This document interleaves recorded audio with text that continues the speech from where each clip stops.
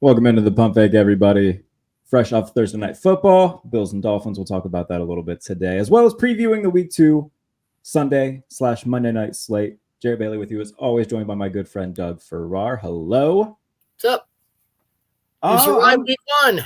We did, and now we're into Week 2, where last night was kind of more of the same for the Buffalo Bills and Josh Allen, who is frankly owned the Miami Dolphins throughout his career. He's now 12-2 against Miami. There was a few nuggets I actually wanted to touch on from last night's game. And by the way, this is a perfect opportunity for me to plug. I just did a piece on Sporting News about the Bills offense and how they are entering their intimidator era, if you will. So last night, Josh Allen threw the ball 19 times. Last week, he threw it 23 times. It's the second time under Joe Brady that he has gone consecutive games without throwing the ball at least 25 times. The only other time he's done that in his career was his rookie year in 2018. Never happened since then. So the Bills. I was going to wonder if one of those was that Blizzard Bowl where Mac Jones threw the ball like 3 times. And he did clear it then. Yes, he did throw it at least 25 times then. He didn't have a great completion percentage because of the win bowl.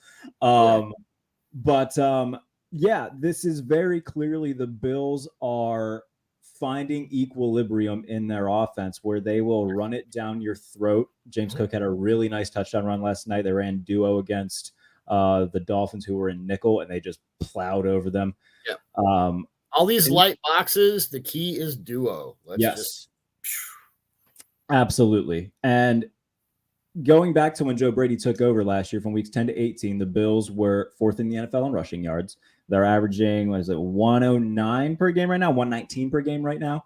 And obviously, it's a small sample size. But going back to week 10 last year, we can now kind of piece together, okay, this is going to be a Bills team that is still going to go to the well of Josh Allen, bailing them out of some sticky situations, but they aren't going to put themselves in those sticky situations based off of having Allen do everything. And they are really leaning into the James Cook side of things, which is paying dividends for them already. And I love what this looks like.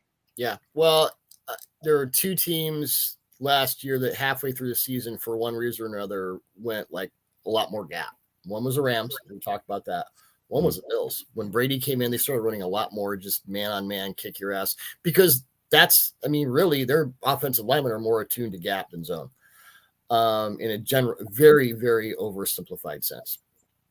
The thing I found interesting, the touchdown sort of reverse mesh outlet can go either way. I think it was it Brady's first or second week as OC? It was the same play design against the Jets. They did it against the Jets last year. Yeah, it was to the opposite side. So last night they had James Cook on the right side go to the left. Last year they had him on the left go to the right. So you can release to either side in that concept depending on the framing of the defense. Right. So I find it, and Josh had the one throw where you're off to his right, and I tweeted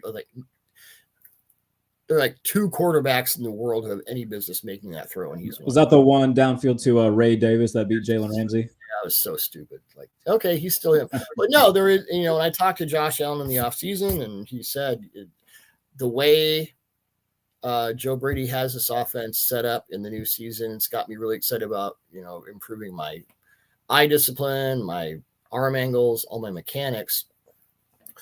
But I think what it's done for him is it's given him a relief in a sense.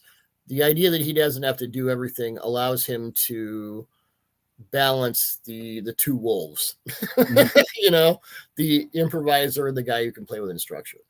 And I think Brady is really attuned to that, about it doesn't all have to be Josh. So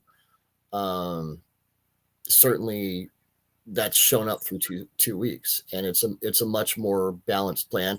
I think we saw elements of it schematically and trend wise, and they're doing this much of this and this much of that. But you have an off season now, guy gets comfortable running the offense, and I think you're seeing what's happened there. I think it's even more interesting. Like, okay, injury luck is supposed to bounce back. Not for the Bills defense. Not for the Bills defense. It's not.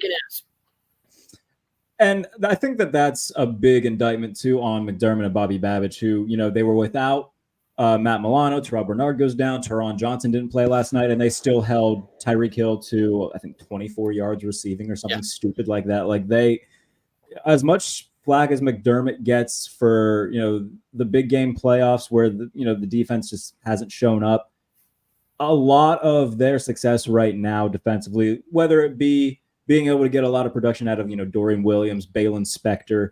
Look at the defensive backs that they've also, they drafted Christian Benford in the 6th round in the same draft that they took Kyer Elam in the 1st round. Benford's the one who rose up to the occasion. They did the same thing with Dane Jackson, who's now no longer there. But the ability that he has had to really just be a defensive whisperer he deserves a lot of credit for that. How about my guy Cole Bishop from Utah? He's awesome, man. Subterranean DBU, by the way, that big pass breakup in the end zone.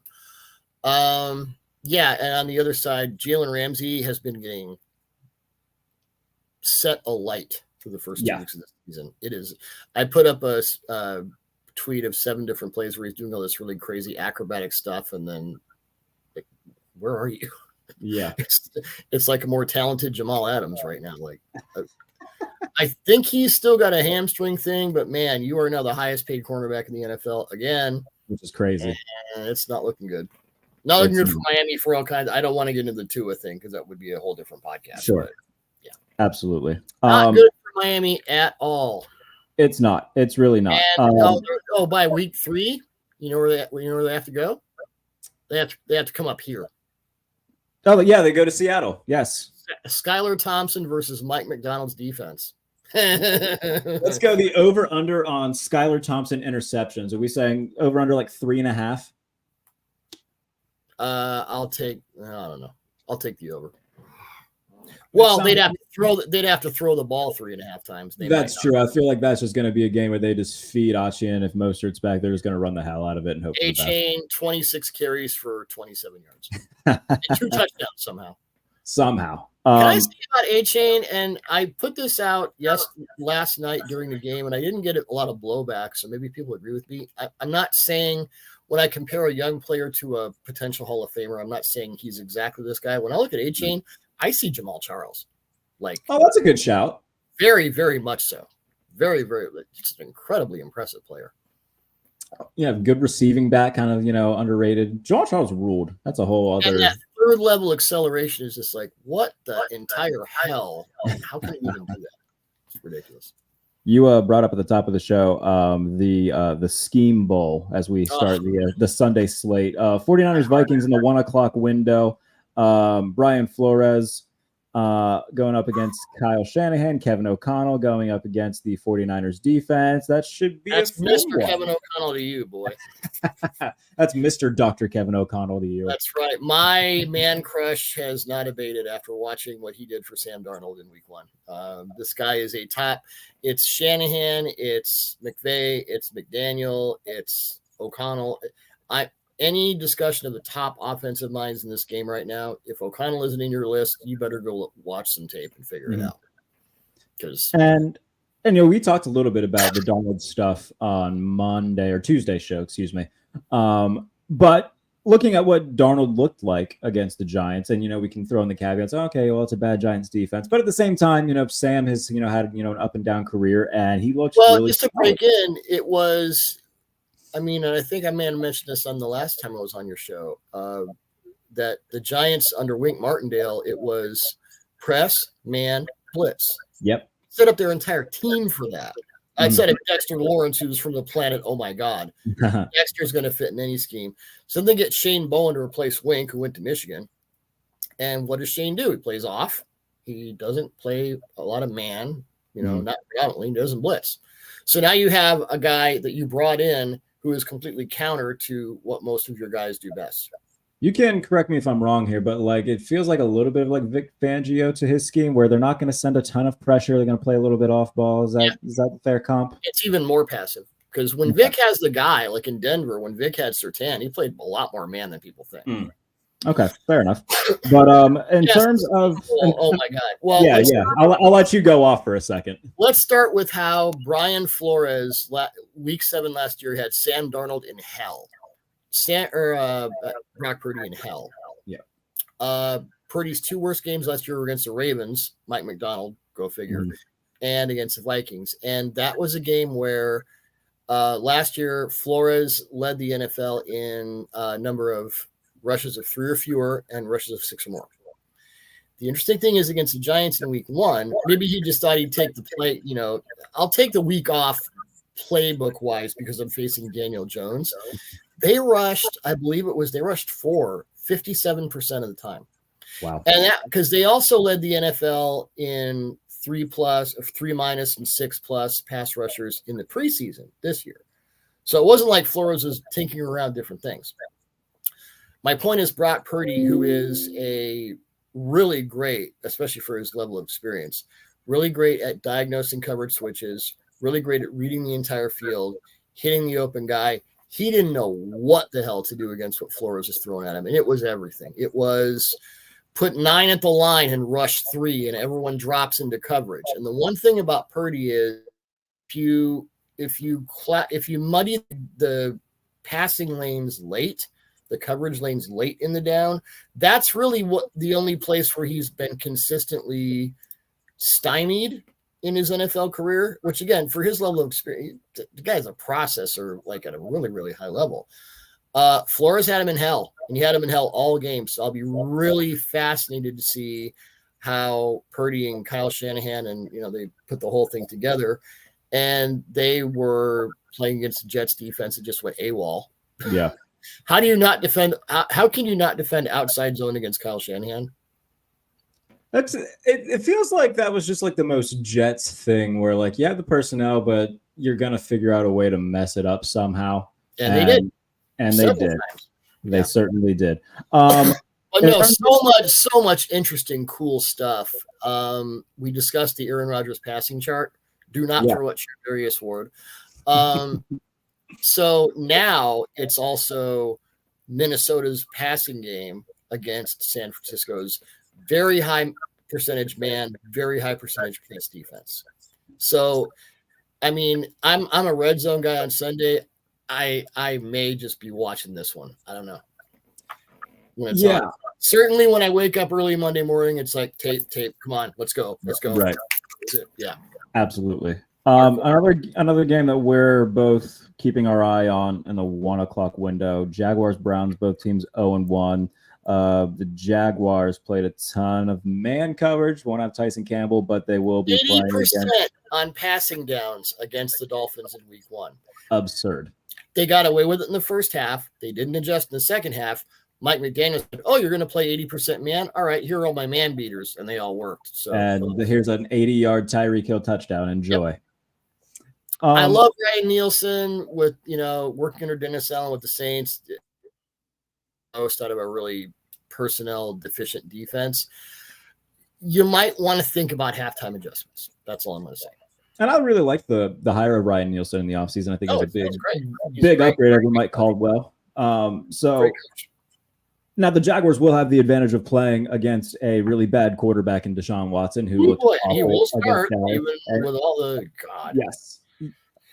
Now I will say I think that they're showing like little seedlings of getting out of this and benching Watson whenever the time does come, because you pointed this out to me when whenever it's the team's fault, they still they've bailed on the quarterback, but whenever they kind of call it out, then they still they're kind of when it's the quarterback's fault, the coaches will say that he needs to get better. Like when they have not given up, they say the quarterback needs to get better. When they have given up, it's all 11 of us. And clearly Stefanski has said, and okay, so that's why you had him an empty 19 times of his 45 passing attempts against the Cowboys. Yeah. The Cowboys with DeMarcus Lawrence and Marshawn Nealon and Micah Parsons, who was like super Micah Parsons. It was all over the place. What are we doing?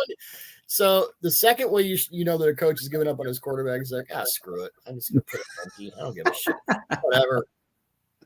Where's my beer? And he sure did. And I think that Stefanski is over all this as well. I mean, if there's one guy in the NFL who should be Kaepernick, for God's sake. I mean, hey. The whole thing is just disgusting. It is. I don't really have anything more to say about that except 80% man. Like, wow. I don't remember the last time I saw that. And I wanted to touch a little bit on the Jaguars' perspective because I really like Jacksonville coming into the season. Last year they were 8-3 before Trevor got hurt, and similar in a way to the Bills with Allen. Like they rely on Trevor a lot to be great, and they still relied on him too much to be great when he was just beat to hell, and it didn't work, and that was a big reason why they collapsed at the end of last year. But they were winning 17-7, about to go up 24-7 on the Dolphins, and if not for a Travis Etienne fumble, they probably defeat Miami in Week 1. So they're a team that I picked to go to the playoffs, and I think that they'll bounce back here. But if not, then that is the sirens are going off in Duval if they start 0-2 and lose to Cleveland. Cleveland, who has a really, really, really good defense. Has a good defense. Yep, that's fair. No, not good. Really good. Like top 5. It's really, a very good unit. It's a very good unit. I think that this is kind of even if you're playing Deshaun Watson, if you're getting mid Trevor against that defense, it could be a problem. Sure. The over-under on this game is 41.5 for those who are interested in betting that against, a Browns defense. And hard. It's not going to be a point of Palooza. No way. I don't think it will be either. I do think that Jacksonville will win. Tampa Bay, Detroit, another game in the 1 o'clock window. Yeah, you're in love with this one. It's fine. Oh. Are you still there? I'm still here. Yeah, sorry. A little bit of a... So Tampa Bay, Detroit, the Lions are favored by 7.5. That feels like a kind of big number considering how good Baker played last week. Liam Cohen really dialed it up. Yeah, how about that, by the way? Yeah, a couple interesting things, and we have to give Ben Johnson love, the Lions OC, because he was, they lost to the Rams, but they beat the Rams. I'm sorry. The overtime, the first 2 David Montgomery overtime runs, I get the teams wrong. People ask me like who's playing this week, and because I'm so involved in the tape and the whatever. Right. I can never remember the stuff that wouldn't make me sound like an idiot if I forgot it. The first 2 David Montgomery runs in overtime, I love this. It shows such balls. And it worked. 21-yard run, outside zone to the right. It was outside zone lead with a fullback in formation, under center. That was to the right for 21 yards. They flipped it to the left on the next play. And the only reason it didn't go for 21 more yards and just went for 9 is because Jared Verse, their Rams rookie edge rusher, who was outstanding in his NFL debut, blew it up. This and the Buccaneers are down a lot of guys right now, but this Detroit offense mixes run and pass and all the concepts. It is a poo-poo platter, man. I mean, there's nothing Ben Johnson won't call. Anything. And yes, Tampa Bay is better against the run, fewer light boxes. They play more base.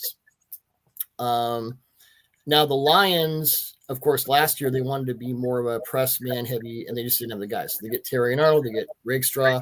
They're starting to put that together. It was a little off and on against the Rams because it's freaking Matthew Stafford. And Sean McVay did some evil stuff with motion. Oh my God. I think it was a touchdown. Was it Cup's touchdown? I don't remember, but they had a 4-way motion and forced. I'm like, Jesus, man, that should be illegal. So this is another fascinating game. I'd probably side with the Lions just because I'm not sure about Tampa Bay's defense. Sure. But yeah, Baker's, he's a 3-year, $100 million quarterback, and that's what he got. He is at least that good. And good for him too. I mean, the last time these 2 teams played was last year, and Detroit really handled Tampa Bay. I would like to see the Buccaneers bounce back in some way, shape, or form. They also met in the playoffs last year. So this is kind of a little budding low-key rivalry in the NFC, the Carlton Davis Bowl, if you will. Considering I very much enjoy both teams. I don't have a rooting interest here. I look at matchups and I think there's a lot of stuff here. This is gonna be cool. Absolutely. The Saints and Dallas is kind of one. Kubiak, baby, getting the Saints out of the pre-snap motion depths. I love it. That was one of the more surprising things from Week 1 for me, is just how fun the Saints offense looked. How modern it looked. You mean? How modern it looked. Yeah. I might have been. I mean, obviously, it's a 1 week sample against maybe the worst team in football. But I mean, they put up 47 points and they looked fun. That was as aggressive as I've seen Derek Carr look in at least 3 years. And right away, just going downfield to Shaheed, like he was feeling himself. back in the day, dude, his deep numbers were really good. I would look at him Oh, every yeah. year on PFF and go, wait a minute. Derek Carr completed 30 passes of 20 or more air yards. What the hell? You don't think of him that way. You think of him as, whatever. Sure. I wrote a piece in the preseason about how Spencer Rattler should replace him. Maybe not. Man, I said that I wouldn't be shocked if Rattler would play at some point this year. And again, it's 1 week. You've still got a long season in front of us. But like, it was clear that it wasn't just the play. Like, Carr was feeling himself. He was confident. He got in a little like verbal argument with J.C. Horn. Like, he was feeling himself. And the Saints defensively as well. I mean, they're 6.5-point dogs. But if you look at the second half, for the Cowboys against Cleveland, I think they only had like 60 yards of total offense in the second half. Granted, they probably took their foot off the gas a little bit, but if the Saints defense shows up again, I think that this could be a low key, like close game that could give Dallas a little bit of fits. Well, I'll be fascinated to see how Dennis Allen deploys his players in blitzes, because Alontae Taylor became the third cornerback in NFL history, at least back to 1960, when sacks are now unofficially tabulated, to have 3 sacks in a game. First, it was Carnell Lake of the Steelers in 96. Carnell Lake. Cardinals, who was primarily safety, but he played some corner that year. And then Mike Hilton for the Steelers in 2017, and then Alontae Taylor. Alontae Taylor also broke up a Bryce Young slot pass into the end zone to Xavier Legette. So big day for Alontae Taylor. That guy just played his ass off. Good for him. That's it. My point is, the offense is now certainly more multiple, or the defense is multiple. We knew that. The offense is now really interesting, and tested against a very good Dallas defense. Micah Parsons was everywhere. Mike Zimmer has them calling the shots on the field. He's a green dot guy. So, yeah, that's another good one. Yeah. We might have thought a week ago, but yeah, that's not all of a sudden. That's a really interesting game. All of a sudden, that's kind of a fun game. I think Marshawn Lattimore is dealing with an injury. I don't know if he'll play. But the Saints, that was as shocking as anything from week one. It was New Orleans offense looking as good as it did. Let's see, where else can we go next? Steelers Broncos in the 4:00 window. Justin Fields getting the start. Bo Nix against Seattle. Woof. Now, I will say this, as a lifelong Steelers fan, this is a game that they should win rather handedly, which means I will not be shocked in the slightest if they lose, because there's always like that one game a year for Pittsburgh where they should trounce a team and they'll either win by the skin of their teeth or they'll outright lose. And I'm horrified that it's going to be this game. And Bo Nix is going to look like Joe Montana, and I'm going to be really sad about it. But over-under is 36.5. I think that Vegas recognizes, all right, these two offenses aren't exactly, the 88 49ers here. This is going to be a low-scoring defensive battle. Denver's defense, like their front seven, quietly has, some fun guys in it. Well, they blitzed on half their snaps in week one. Yeah, and I wonder if that's going to stay the same depending on – I would assume they're going to try that early, and if Fields can make something out of it with his legs, they might back off a little bit. But if they can consistently get to him, then perhaps they just keep sending 4 or 5 or 5 or 6, and just say, all right, Justin, see if you can beat us in pressure. 2 things that stood out. Fields used play action on a career high 53.6% of his dropbacks against the Falcons in week 1, and they did not throw to the middle of the field at all. I'm sure you saw those throw charts. Yeah, Arthur Smith talked about that earlier this week. He said that that was kind of part of their plan in terms of staying away from Jesse Bates and Justin Simmons, which I guess makes sense. Makes sense to me. Fields off play action this week as well. 9 of 13, led the NFL in completions off play action, was 4th in yards off play action. So it was nice, especially from a Steelers offense that just, speaking of like no modernization with Matt Canada, it was nice to see something with Arthur Smith where they established multiple long drives and were pushing the ball downfield. So it wasn't perfect. As if Justin Fields was always good with play action. And Arthur was the first guy to figure it out. It's almost as if that's the case. And we'll see if they can keep taking advantage of that this week. Like I said, this is a game that the Steelers should win. It's in Denver. If they do win and Fields, continues to, take steps forward, I wouldn't go to Russell Wilson. I mean, it wouldn't make a whole lot of sense to do so. You're playing for your future. You're just trying to have a season where you don't have a winning record with a negative point differential. Wouldn't that be nice? That should be your bar here. How about the Sunday night game this week, though? Bears, Texans. I think that, okay, let's get Caleb under the spotlight a little bit. Are we ignoring Cincinnati KC? We'll talk about that. Yeah, don't worry. I'm building up to it. Cam Taylor-Britt talking shit about Xavier Worthy. Why? I'll say this. I love that these two teams constantly talk shit. I think it's great to have a rivalry where they just go back and forth all the time. I think it's great. Keep it going. All he can do is run fast in a straight line. Okay. And look, that for you. That's absolutely setting up for Cam Taylor-Britt to just get torched downfield by Xavier Worthy, and we'll all meme it, and it'll be funny. But I'm all in favor of the shit talk. Bring it on all the time. Keep it going. Big time. I'm in favor of it. So Caleb Williams looked. It's funny because Jaden Daniels was named the Rookie of the Week, and I wrote a whole piece on. Probably should have been Joe Alt, huh? Well, it could have been Worthy. It could have been Joe Alt. It could have been Fuaga. I don't know if I've mentioned this to you. That let's see, Fuaga, Alt, Dominic Pooney, probably.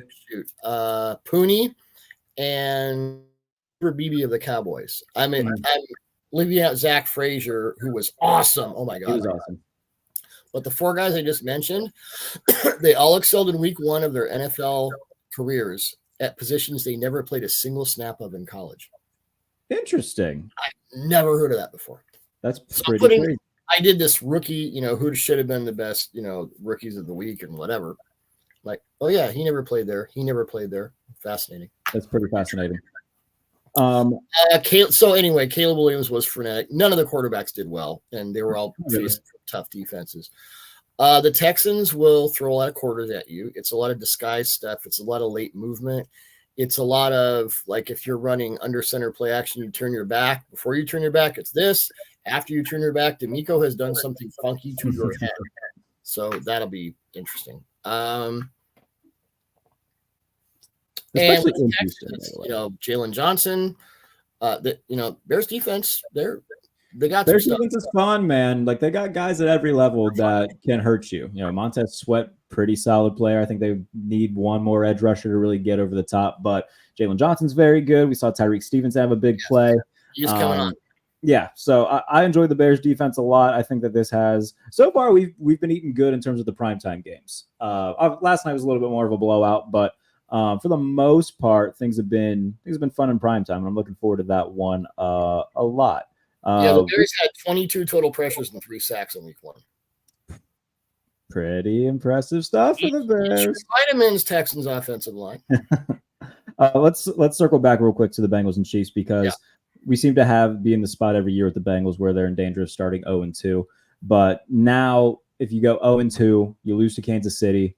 That's probably not going to be. I mean, that's probably a 5 alarm thing in Cincinnati too. They start up 0-2 if Burrow doesn't look good.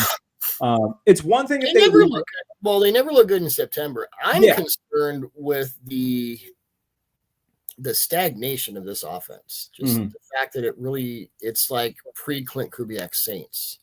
And this has been going on for Ben Roethlisberger did not like pre-snap motion. Matthew Stafford did not like pre-snap motion until Sean McVay converted him last year. I think Burrow wants to read it out, see a static picture, and throw it to his playmakers. Yeah. I'm not sure, even as great as Burrow is, even if he was 100% healthy. And no, there's nothing wrong with his wrist, even though he's doing this in the sideline all the time. Sure, there's nothing wrong at all. Healthy Joe Burrow, you still need to give the guy some help. So a stagnant offense against Steve Spagnuolo. Oh, yeah. You say more? No, you don't. And I will say this about the wrist thing. And look, this is very apples to oranges. As somebody who's had a wrist injury before, it still bothers me sometimes. If it's raining out, I'm like, that wrist thing, it hurts. I'm watching the Bengals and I'm not thinking, oh my God, Joe Burrow can't throw the ball more than 6 yards downfield. I'm thinking, why aren't they helping him? Yeah. And looking at the Bengals, I'll have to pull up their schedule real quick to see what comes after this, because I do want to, have a clearer picture of what this thing could be. because I don't want to go in blind. But I mean, if you start off 0-2, obviously that's a hard place to be. So they got the Commanders and Carolina in their next 2 games. So I mean, that could be, a couple get well weeks before hosting the Ravens. So if they can win, they can get to, let's say they do start off 0-2. If they win their next 3, then everything's more or less fine for the time being. Now, Burrow has been really good against the blitz in his career, which means Spags will probably drop 90% of the time. Because whatever you think you do well, he's got an answer for it. Is Spags the greatest defensive coordinator in history? Oh, Dick LeBeau. Would still give it to LeBeau? That's fair. Okay. Greatest in history. I mean, yeah, it's LeBeau. Okay. I know some people. The effect over so many generations. Okay, fair enough. Like all the zone blitz innovation stuff too. That's fair.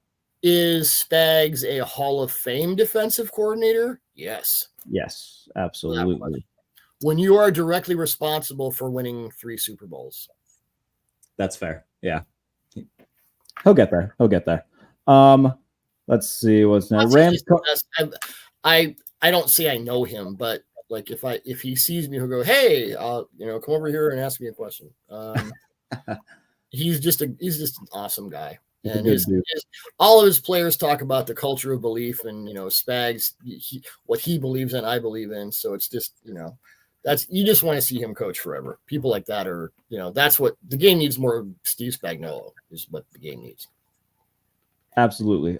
Sticking in the we'll go to the NFC West, actually, from the AFC West. Cardinals-Rams, potentially a very fun game. I think that the Cardinals offense looked really good in the first half, at least against Buffalo, before there was some clear adjustments made by the Bills. And then the Rams, had one slip away against Detroit, but Matthew Stafford, man. He made a gnarly as hell no-look throw over the middle of the field. Which that was one. Yeah. Impossible no-look throw under pressure. Spider-Man. Jesus. He just continues to get better with age. And, I know that there was, talks about maybe he'll, step away. But, man, he looks awesome still. And even at 0-1, I'm not concerned about the Rams at all. I am, because if I'm Chris Shula, their new DC, I'm looking at what Detroit's run game did to me, especially in overtime. I'm looking at Arizona's run game. Cardinals have a good run game. Oh, boy. Ouch. This could be a problem. Yes, it could. And Kyler Murray should probably learn where Marvin Harrison is on the map. Yeah, what was that? One catch? What you said, and it was taken a bit out of – I read the full quote. Well, when Kyler kind of said, it's not my responsibility to find – what he really said, it's not my responsibility to force everything to Marvin Harrison. Yes. So I understand what he was saying, but – it is yours, and the play where Harrison was like this, wide open, everyone does screen cap justice to it.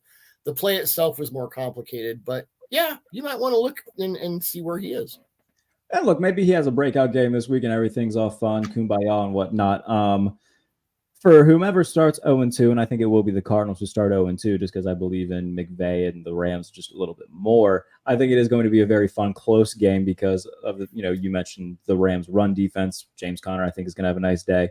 And yeah, the Cardinals, I said the Cardinals are going to be a top 10 offense in the NFL going into the season. So I think that no reason to back off that now. I'll tell you one thing Kyler is going to be doing a lot of: running away from Jared Verse.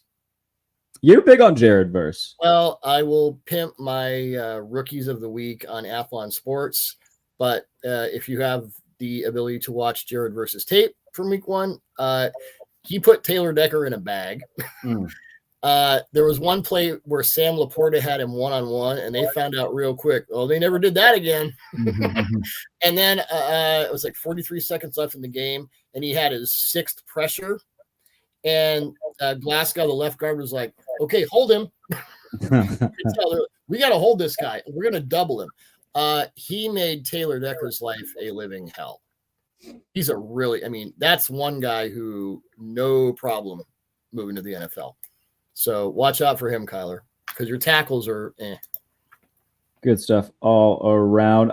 Eagles-Falcons is the Monday night game. I think that's probably the I'd say the last of the notable games. I mean, we've got Chargers-Panthers, which why not? That's such a 1 o'clock on. I'm just interested to see if Kirk Cousins can actually have a functional lower body this week. That's the biggest thing, right? You know, everybody's been talking about it all week. He was in pistol for everyone but 2 snaps, I think. And they're, the whole point of pistol is I can just stand there. No, the whole point of pistol is to hide the running back so you can actually move around 2 steps to your left, or you wouldn't have thrown that second interception. And they did a grand total of 0 play action, which Kirk is tremendous at, which especially is under center. He and Goff are like masters of under center play action. Which, again, is alarming and kind of says something without saying something, is that, we don't know if this guy can move right now. It's not great. I'm a little bit concerned about Atlanta. We're not saying, we're just saying. We're not. Yeah, that's a good way of putting that. Yep. In terms of Philadelphia, Jalen Hurts had a couple ugly picks in week 1, kind of got bailed out, and Philadelphia prevailed. How do you feel about the Eagles right now? I think it's going to take a few minutes to get on the same page as far as Kellen Moore. Saquon Barkley, he went to Statland University, and all of a sudden he got better. Funny how that works. I think the passing game will be fine. I liked what Quinyon Mitchell did. I know that everyone's saying the deep pass to Christian Watson that Mitchell broke up was PI. He was playing the ball right at the end. He timed it really well. I think the Eagles are in a state of flux as far as having 2 new coordinators with vastly different. I mean, I know they were trying to run the Fangio defense last year where they got the author of it. But Kellen Moore, I mean, it's going to be very, Nick Sirianni hates pre-snap motion, and Kellen's going to run it. Yeah. Well, pre-snap motion can fool a defense. It can also fool your quarterback if he's not used to it. So give it a minute. Okay. Valid point on that. Although, as you intimated, the Falcons do not have a get-well defense.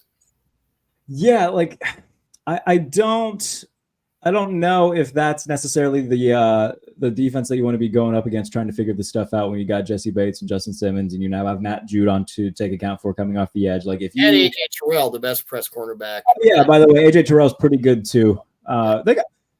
In one offseason, I got to give credit to Atlanta because we've talked so much crap about their defense in the past couple of years, but they've put together a formidable unit with, a nice combination of like drafted guys, free agent signees, trades. Like fun defense in Atlanta right now. Yeah. The offense, I don't know. I mean, your $180 million quarterback can't move his lower body. I don't know what to tell you. Is there any other nuggets that you're paying attention to in week 1? Let me see. Let's see, we got Baltimore, Vegas. Yeah.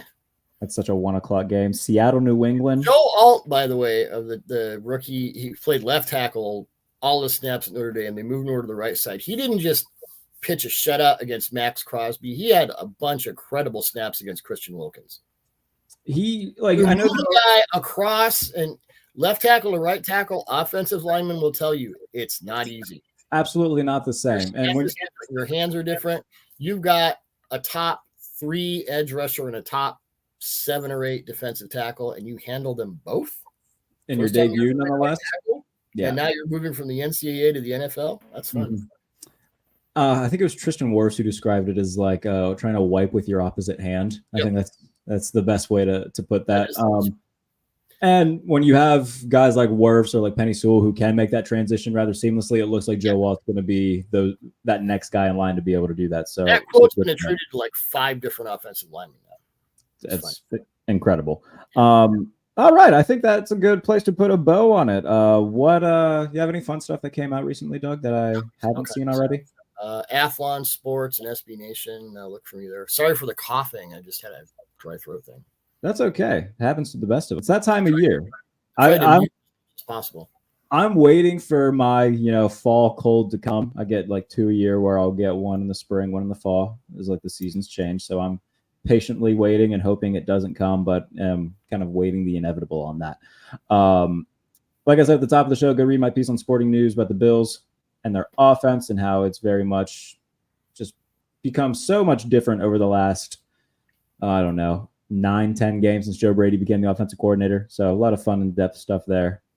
And if you're watching this on YouTube, subscribe to the channel. Listening to it as a podcast, leave a review. And we'll see you to recap the Sunday slate of action on Monday. Doug, always appreciate you joining me. I'm sure this won't be the last time we do this here in the next coming weeks. Always enjoy talking to you, my friend. Thanks, brother. All right, guys, take care.